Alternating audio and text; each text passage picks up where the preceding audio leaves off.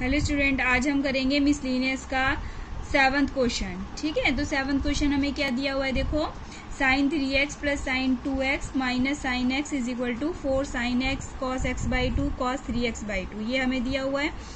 तो देखो हम इसमें क्या करेंगे, सबसे पहले अरेंज करेंगे। वो क्यों जरूरत पड़ी है हमें, देखो यहाँ पे 3x और यहाँ पे क्या है 2x। अगर मैं इन दोनों में फॉर्मूला लगाती हूँ कि 2 sine x plus y upon 2 into में cos x plus y upon 2, तो ये मेरा क्या बनता है, देखो 3x प्लस 2x यानी कि 5x अपॉन 2। ना तो ये ब्रेक हो रहा है और ना ही हमारा जो है राइट हैंड साइड में कहीं मुझे 5 दिखाई दे रहा है। तो इस वजह से मैंने क्या किया, इसमें देखो साइन 3x को एज इट इज लिख दिया और ये जो माइनस का साइन x है इसको पहले कर दिया और ये जो प्लस का साइन 2x है इसको बाद में लिख दिया, मतलब अरेंज कर लिया। अब देखो यहाँ पर इसमें sine x minus sine y में मैंने क्या करा, फॉर्मूला लगाया। क्या होता है 2 cos x plus y upon 2 into में sine x minus y upon 2 यानी 3x plus x upon 2 into में sine 3x minus x upon में 2 प्लस में sign 2x as it is. तो 2 cos ये क्या बच गया हमारा 3x plus x 4x upon 2 यानी कि 2x हो जाएगा और ये हमारा साइन x हो जाएगा। और इसको मैंने अब इसका फॉर्मूला खोल दिया 2 साइन x cos x का। अब इन दोनों में से देखो क्या कॉमन निकलता है, हमारा 2 साइन x कॉमन निकलता है। क्या बच गया हमारा cos 2x plus cos x बच गया।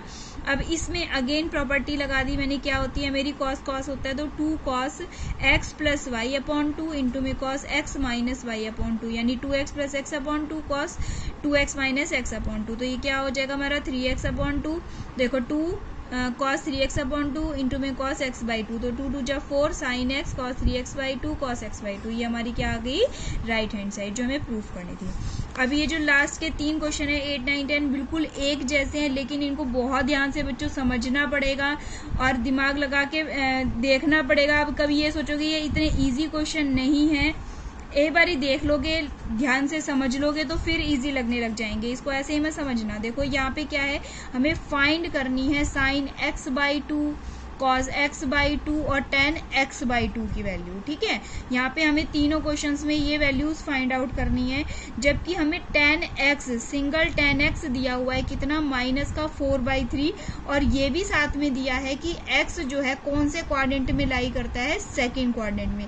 अब यहाँ पर एक चीज देखो कि अगर x सेकंड क्वाड्रेंट में लाई करता है तो यानी कि कौन से किस किस के बीच में हो गया हमारा π/2 और पाई के बीच में। देखो सेकंड क्वाड्रेंट ये वाला होता है हमारा और ये हमारी 0 और ये वाला हमारा π/2 और ये हमारा पाई, तो सेकंड क्वाड्रेंट में लाई करता है यानी π/2 और पाई के बीच में लाई करता है। ठीक है, और अगर निकालना मुझे किसका x/2 का निकालना है तो मैंने यहाँ पे तीनों तरफ 2 से डिवाइड कर दिया। तो यहाँ पे 2 से डिवाइड करेंगे तो π/4 हो जाएगा, यहाँ पर करेंगे तो x/2 हो जाएगा और यहाँ पे करेंगे तो क्या हो जाएगा π/2 हो जाएगा। तो ये x/2 इट मीन्स मेरा कहाँ आ गया, देखो π/4 क्या होता है मेरा 45 और ये कितना होता है मेरा 90। इट मीन्स 45 से 90 के बीच कौन से क्वाड्रेंट में आ गया, मेरे फर्स्ट क्वाड्रेंट में।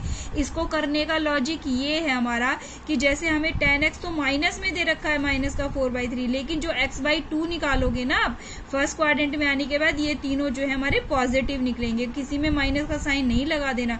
तो इस वजह से ये लॉजिक किया है हमने। ठीक है, x तो हमारा सेकेंड क्वाड्रेंट में लाई करता है, लेकिन जब x/2 हो जाएगा तो ये कौन से क्वाड्रेंट में आ जाएगा, हमारे फर्स्ट क्वाड्रेंट में। इट मीन्स ये तीनों पॉजिटिव होंगे, फर्स्ट क्वाड्रेंट में ऑल पॉजिटिव होते हैं ना, इसीलिए। अब देखो क्वेश्चन पे आ जाओ फिर से। अब हमें tan x माइनस का 4/3 दिया हुआ है तो हमने आइडेंटिटी लगाई। देखो second identity sec square x minus tan square x is equal to 1 लगा दी। अब हमने sec स्क्वायर की वैल्यू निकाली तो ये माइनस का tan जो है इधर जाएगा तो प्लस का हो जाएगा, tan स्क्वायर x हो जाएगा हमारा। अब हमें tan x की वैल्यू कितनी दे रखी है, देखो माइनस का 4/3 मैंने पुट कर दी, इसमें होल स्क्वायर कर दिया तो 1 + 16/9 एलसीएम लेके 25/9। तो sec x, देखो x तो मेरा सेकंड क्वाड्रेंट में और सेकंड क्वाड्रेंट में सीकेंट x किस में होता है, माइनस में होता है। देखो जब मैं स्क्वायर हटाऊंगी तो एक बारी तो प्लस और माइनस दोनों लिखूंगी, लेकिन अगर मैं ये लिखती हूँ कि x जो है सीकेंड x, पहले तो मैंने प्लस और माइनस लिख दिया। अगर मैं इसका cos x बनाती हूँ तो ये कितना हो जाएगा, प्लस माइनस उल्टा हो जाएगा 3/5। लेकिन अगर x सेकंड क्वाड्रेंट में लिखती हूँ तो cos x की वैल्यू कितनी आएगी मेरी, माइनस का 3/5, क्योंकि cos और sec दोनों ही किस में होते हैं, मेरे सेकंड क्वाड्रेंट में नेगेटिव होते हैं। ठीक है, अब मेरे को cos x की वैल्यू का तो मुझे काम आ गया कि यहाँ पे क्या आ गई मेरी वैल्यू, माइनस का 3/5 आ गई। अब मुझे निकालना तो sin x/2 है। अब मैंने क्या करा, अब देखो cos x के तीनों फॉर्मूले जो है इसके अंदर दो फॉर्मूले यूज होंगे हमारे, हर क्वेश्चंस में दो फॉर्मूले यूज होंगे हमारे। देखो cos x के एक तो 1 माइनस 2 साइन स्क्वायर एक्स और एक 2 cos स्क्वायर एक्स माइनस 1, लेकिन यहाँ पे मैं x लेके चल रही हूँ। x क्यों लेके चल रही हूँ, क्योंकि मुझे क्या निकालना है, x बाई 2 निकालना है, तो इसमें मैं cos x लेके चलूंगी। इसका फॉर्मूला लगा दिया 1 माइनस में 2 साइन स्क्वायर एक्स बाई 2, अगर 2x होता है तो x हो जाता है, x है तो मेरा x बाई 2 आ गया। लेकिन मुझे तो सिर्फ साइन एक्स बाई 2 की वैल्यू निकालनी है, तो मैंने क्या करा, पहले cos x को इधर ले आई और साइन 2x को इधर, साइन एक्स बाई 2 को इधर ले आई, यहाँ पर कर दिया। देखो इसको इधर ले आई और इसको इक्वल टू में ले गए, तो इस और फिर ये वाला जो 2 है ये डिवाइड में आ जाएगा और साइन एक्स बाई 2 की वैल्यू स्क्वायर रूट लेके क्या निकल गई मेरी, 1 माइनस कॉस एक्स अपॉन में 2 निकल चुकी है। ठीक है, मतलब कि इससे मैंने साइन एक्स बाई 2 की, पहले cos x को इधर ले आए, साइन 2x, ये 2 साइन एक्स बाई 2 को इधर ले आए, फिर 2 मल्टीप्लाई में था, डिवाइड में आ गया, स्क्वायर था तो इसलिए हमने इसका स्क्वायर रूट ले लिया, तो ये साइन एक्स बाई 2 की वैल्यू आ गई। अब हम वैल्यू पुट करेंगे। देखो मैंने क्या बताया, cos x की वैल्यू जो है सेकंड क्वाड्रेंट में किस में होगी, माइनस में होगी। तो यहाँ पर अब यहाँ पर ये ध्यान रखना पड़ेगा, यहाँ पे cos x आप प्लस का रख दोगे ना यहाँ पे 3/5, तो आपका आंसर नहीं आएगा। तो x को मुझे ध्यान से रखना पड़ेगा, किसका रखना पड़ेगा, माइनस का 3/5। ठीक है, एलसीएम लेगी 1 माइनस माइनस क्या हो जाएगा, प्लस हो जाएगा, 1 प्लस में 3/5 हो जाएगा। एलसीएम लेंगे तो क्या आ जाएगा, 5 प्लस 3 8 अपॉन में 5 आ जाएगा। तो यहाँ पे लिख दिया मैंने 8 अपॉन में 5 और नीचे 2 है ही, इसको 2 4 जा काट दिया मैंने। अब यहाँ पे क्या आ जाएगा, स्क्वायर रूट लेंगे, स्क्वायर रूट में है ना ये 4 का क्या आ जाएगा, 2 आ जाएगा, रूट ये 5 क्या आ जाएगा, रूट में 5, इसका रेशनलाइज कर दिया हमने तो 2 रूट 5 अपॉन में 5, ये किसकी वैल्यू आ गई मेरी, साइन एक्स बाई 2 की वैल्यू आ चुकी है। ठीक है, अब देखो यहाँ पे cos x, अब मुझे दूसरा लगाना है, cos x का क्या आता है, 2 cos square x by 2 minus में 1, सेम उसी प्रोसीजर से माइनस का 1 है तो ये प्लस का हो जाएगा, ये मल्टीप्लाई में 2 है, ये डिवाइड में आ जाएगा और स्क्वायर है तो इसका स्क्वायर हटाने के लिए मैंने स्क्वायर रूट ले लिया।